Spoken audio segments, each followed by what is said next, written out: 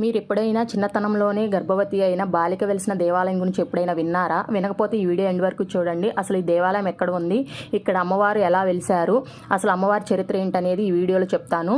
అసలు ఈ గుడి వచ్చేసి గుంటూరు జిల్లా దుర్గి మండలం అడిగొప్పల గ్రామంలో ఉంది. ఇక్కడ అమ్మవారి పేరు నిదానంపాటి శ్రీ లక్ష్మీ అమ్మవారి దేవాలయం. ఇక్కడ అమ్మవారి లక్ష్మీదేవి అని ఉన్న ఈమెను పార్వతీదేవి అంశగా భావిస్తారు. అసలు ఇక్కడ ఆలయ పురాణం విషయానికి వస్తే, పూర్వం కైలాసంలో పార్వతీ పరమేశ్వర్లు కూర్చొని ఉండగా ప్రమదగణాలు నాట్యం చేస్తున్నాయి. అప్పుడు నందీశ్వరిని చూసి పార్వతీదేవి హేళనగా నవ్విందంట. అది చూసి మహర్షి శిలాదుడు నా కుమారుని చూసి ఎందుకు నవ్వామని పార్వతీదేవిని ప్రశ్నించగా, అతడు నాట్యంలో తాళం భావం ఏమీ లేవని నవ్వుతూ పార్వతీదేవి చెప్పిందంట. అప్పుడు శిలాదుడికి కోపం వచ్చి, కలియుగంలో నువ్వు భూలోకంలో జన్మించి అవివాహితవై నువ్వు చిన్నతనంలోనే గర్భం దాల్చి అవమానాలను ఎదుర్కోగలవు అని శపించాడు. అప్పుడు పార్వతీదేవి శాప విమోచనం అడగగా, నీతో పాటు కామధేనువు గోమాతగా అవతరిస్తుంది, నువ్వు రోజు దాన్ని పూజిస్తావు అని చెప్పాడు. అలాగే లక్ష్మీమాత చిన్నప్పటి నుంచి గోమాతను పూజిస్తూ పెరిగింది. ఆవు గర్భం దాల్చిన విషయం తెలియక ఆవు పంచకం సేవిస్తూ ఉండేది. కొన్ని రోజులకు ఆమె గర్భం దాలుస్తుంది. పెళ్లి కాకుండానే గర్భవతి అయినందుకు వాళ్ళ అన్నయ్యలు ఆమెను గెడ్డిమామి దగ్గరికి తీసుకువెళ్ళి ఆమెను అగ్ని ఆహుతి చేస్తారు.